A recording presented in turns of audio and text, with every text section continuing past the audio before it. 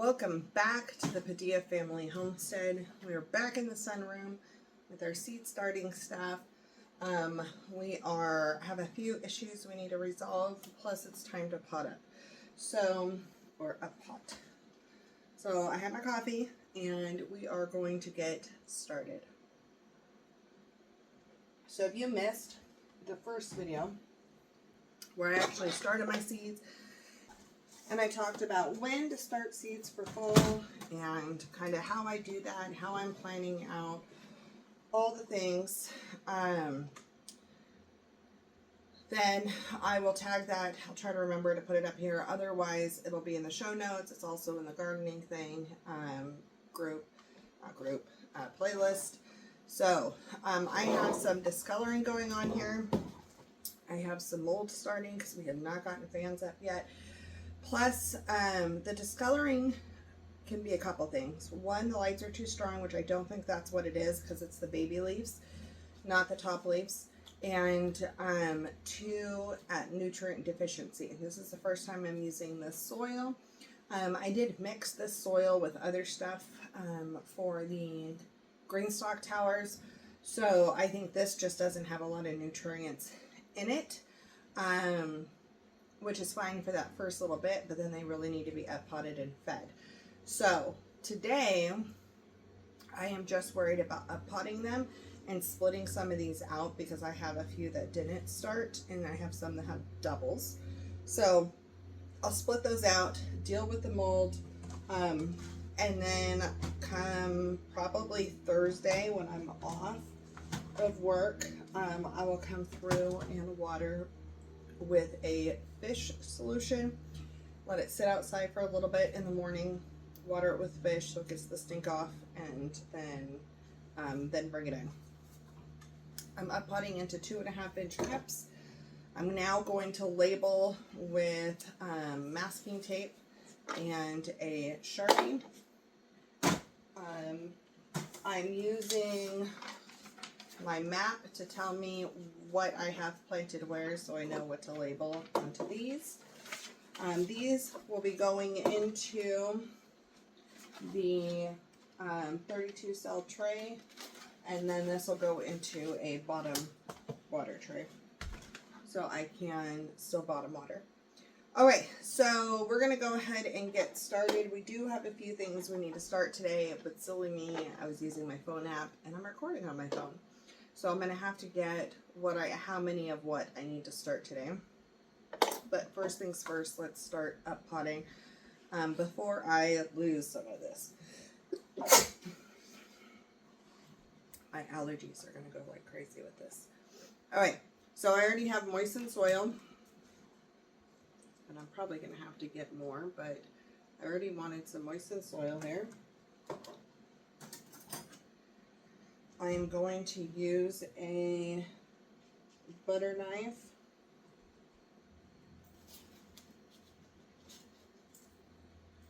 and I'm going to pop out my Brussels sprouts here. It's really important to me to do these before they get root bound. So I've kind of been trying to pay attention to where their roots are underneath, how much is coming out. And I knew I was hitting a point where I was going to need them. Just realized how dry the top of these are, so that's not good either. So I need to make sure I'm staying up on a little bit more watering.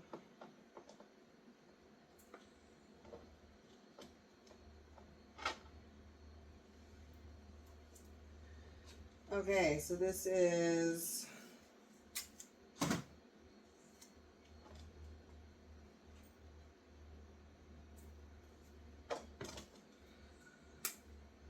Brussels sprout, Groninger, which is not supposed to be purple. So that's telling me it definitely has a nutrient deficiency.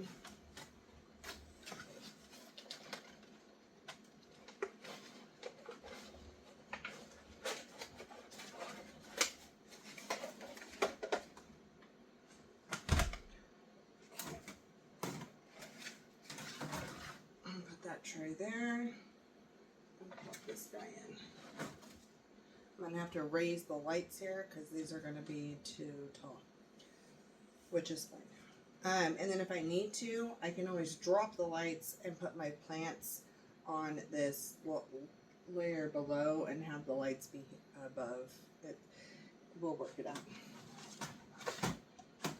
Okay, so we're just gonna repeat. So I'm new to this area, so I don't know the best soil for purchasing for starting seeds that have good nutrients, good potting soil. So I've been trying to figure that out.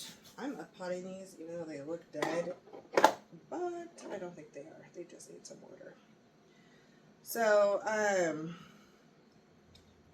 if you are in the Northwest Arkansas area and have a favorite affordable, but still favorite that is not Miracle-Gro, for potting soil for seedlings that has some nutrition in it, I would love to know.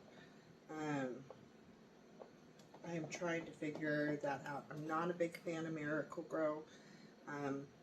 The company aside, it actually has nothing to do with that.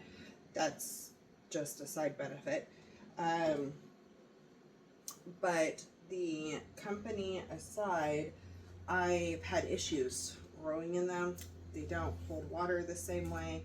They don't act like regular dirt. And I have had more problems than not, like tops being watered or bottoms being watered and the center being all dry, or way too much nitrogen in the soil. So that is something that I just don't like using it.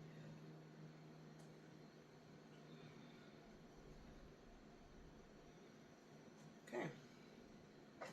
Pop that in there. As soon as that gets some water, it should perk up. But other than that, this is like the big thing happening in the garden. We have, well, actually there's another one. We are going to be, let's see, we have worked out our version of a bug netting and frost protection. I still have to get the frost cover. And decide what areas we actually are going to try to cover for frost and which ones we're going to let go for frost and which ones we just want for bug. So it's already helping because the grasshoppers have now moved on to eating the tomatoes instead of the baby plants. So that's always fun.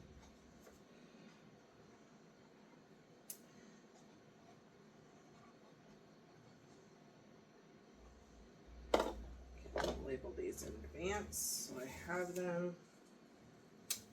It's easier to do it prior to the dirt, I think, is what I'm going to try. So I'll be having a video with that pretty soon.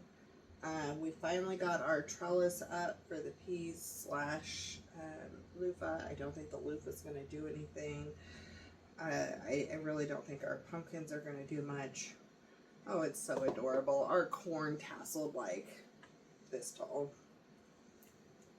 So that was a bummer. But we knew we planted late. We were pushing our luck. We had the tornado. We've had weird weather. So it just, sometimes it is what it is. We're not the only ones who have had issues in the garden. So that makes me feel better. Look at all those roots. That's amazing. So, pop those in.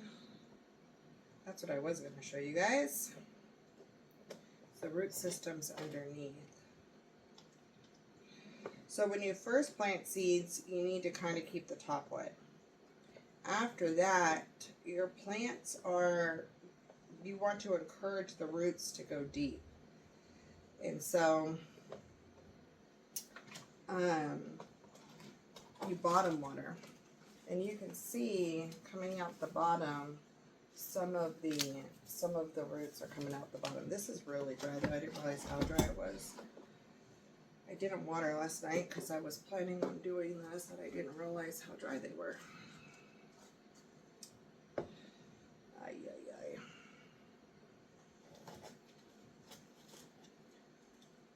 Alright, so I'm going to go ahead and just keep going on this, and I'll probably make it go faster because this is a slow process for me. Speed it up and do some voiceover for you, and talk to you about a few other things when it comes to seed starting and things to look for, and then show you the whole setup at the end. There's something very, very relaxing about planting seeds to me. So I really just sat back, relaxed, and enjoyed this period of time. Now, this is before my shift at work, and I kind of wanted to get seeds planted and other things, and that didn't happen. But I did get the majority of the plants up potted, not all of them. I did realize watching this back that you can't see the roots at the bottom, but there were white roots, they're smaller, that were feeding through the bottom to get to the water. And so that's one of the things I love about bottom watering, is it encourages longer roots, which is great for when you're planting.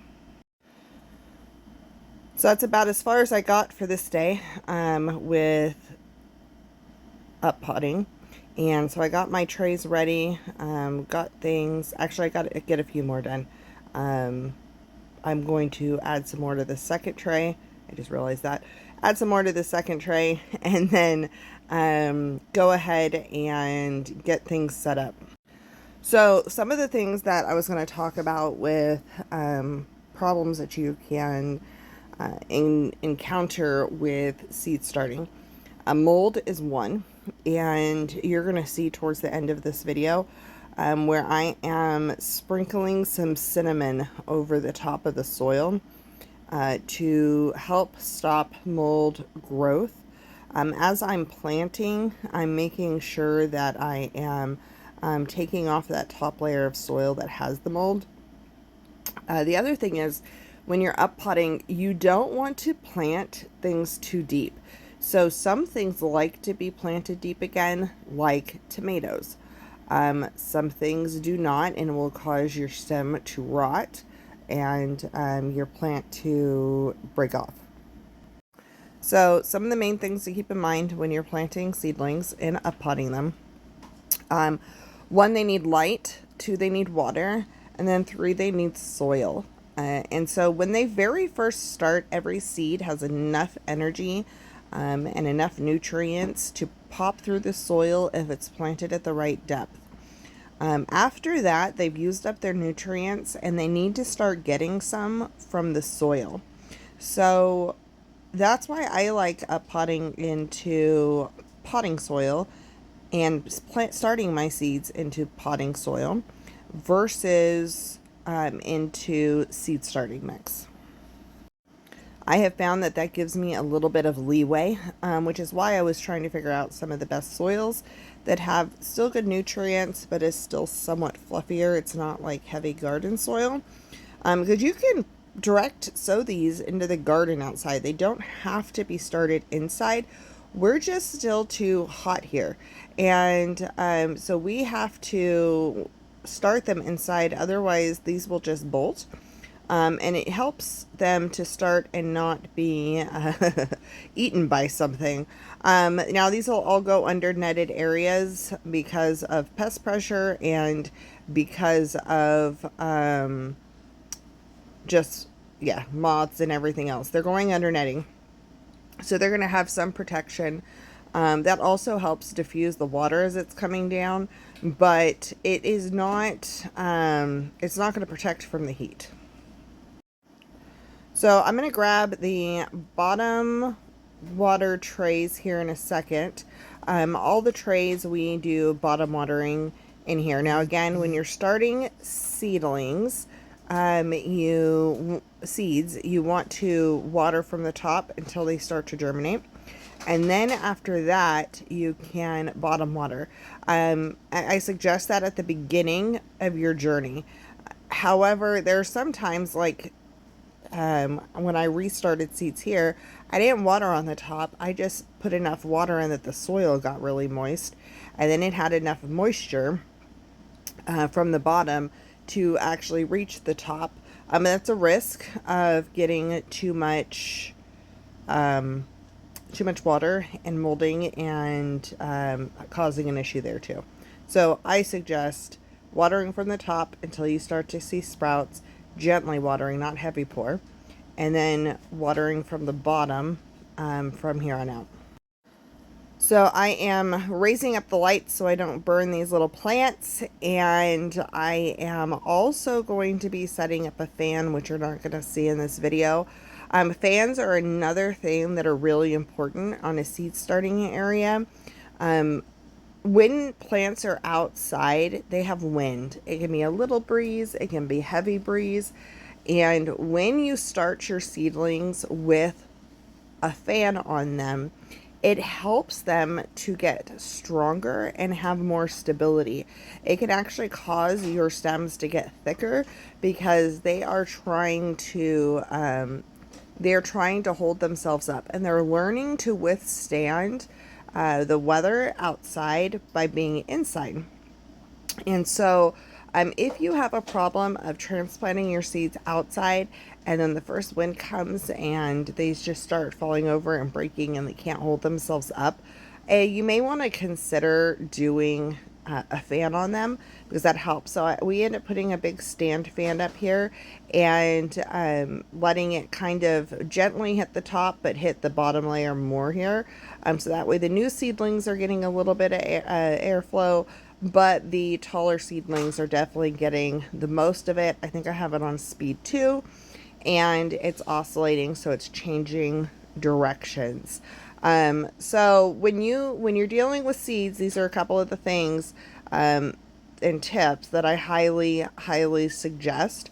You could preemptively also put cinnamon on your dirt, just a little bit, not a ton, because that's a hot herb too.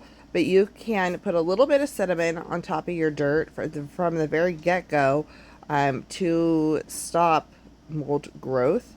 It's not a cure-all. It can still grow, but it does definitely help. I've seen a difference, and I had some of that home ground cinnamon, and some of it had spilt out, and so I just kept that aside in a bowl and then went ahead and put that on top of my seedlings, well, on top of the dirt, and that helped a ton.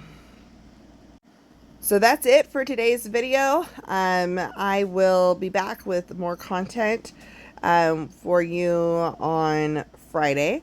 But that's it for now. You get a glimpse of here these seedlings. I actually recorded this like a week or so ago, and they are already bigger than what they were to start with. And I have not fish fertilized them yet. So we will see you back here on the next one. Thank you for watching, and happy growing.